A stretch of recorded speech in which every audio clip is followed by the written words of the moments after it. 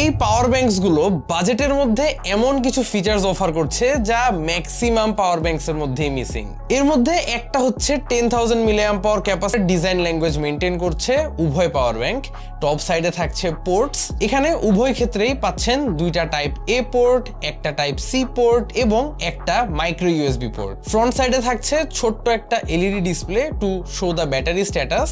এইসব জিনিসগুলো আসলে কম বেশি সব পাওয়ার ব্যাংকসে থাকে আজকাল, তবে ইউনিক বিষয়টা হচ্ছে পেছন সাইডে PK61 এবং বিল্ট ইন কেবলস।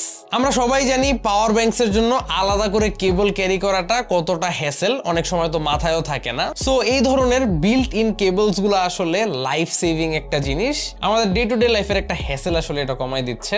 এখানে both type C and lightning cables থাকায় বোথ সেগমেন্টের ইউজার্সরাই নিশ্চিন্ত থাকতে পারবেন। পাওয়ার ব্যাংক দুইটার ম্যাক্সিমাম চার্জ আউটপুট হচ্ছে 22.5 ওয়াট, 20 ওয়াটের পিডি সাপোর্টও পাচ্ছেন। এখানে 10,000 মিলিঅ্যাম্প পাওয়ারের পাওয়ার ব্যাংকটার প্রাইস হচ্ছে 1,099 টাকা।